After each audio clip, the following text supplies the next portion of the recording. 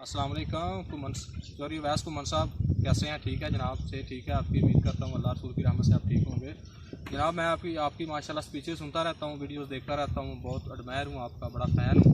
आज मैंने बुज़ुर्गों के जो डेरे पे आया था, ये बुज़ुर्गों के पास, ये गुज्जर फैमिली से तल्लुक़ है इनका, ये जट फैमिली से हैं, तो अपने डेरे पे वर्क कर रहे थे। मैंने इनको आपकी स्पीच वीडियो दिखाई, तो देन ये बड़े हैप्पी हुए, खुश हुए।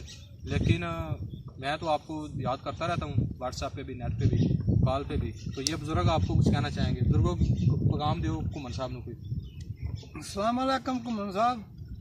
देख के उधर देख के, अच्छा दसो कि कुमन साहब अस्सलाम वालेकुम, कि साडे कोल भी आओ, फेरा मारो, बड़ी खुशी ਅਸੀਂ ਵੀ ਤੁਹਾਡੀ ਕੋਈ ਤਲਬਦਾਰੀ ਕਰੀਏ, ਤਾਬੇਦਾਰੀ ਕਰੀਏ, ਸਾਨੂੰ ਖੁਸ਼ੀ ਬੜੀ ਹੋਵੇਗੀ। हाँ बड़ियाँ अच्छी गल्लां कीतियां तुसीं ਤੇ ਬੜੀਆਂ ਤੁਹਾਡੀਆਂ ਅੱਛੀਆਂ ਗੱਲਾਂ ਲੱਗਦੀਆਂ ਤੇ ਬੜੀਆਂ ਅੱਛੀਆਂ ਕਰਦੇ ਹੋ, ਤੇ ਤੁਹਾਡੀ ਬਹੁਤ ਬਹੁਤ ਮਿਹਰਬਾਨੀ। हाँ जी, ये जट फैमिली से तलक है, ईमान बरादरी से है, ये गुज्जर फैमिली से इनका तलक है। आप बताएं तो दसो जी, कुमन साहब दसो, अस्सलाम वालेकुम करो ना। अस्सलाम वालेकुम कुमन साहब।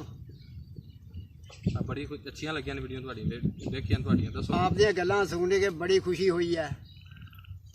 आपका जो तुमने काम पकड़ा हुआ है ये बहुत अच्छा है। हाँ जी, एक यादगिरी रह जाती है, ये तो हमेशा के लिए यादगिरी है। हाँ जी। हैं?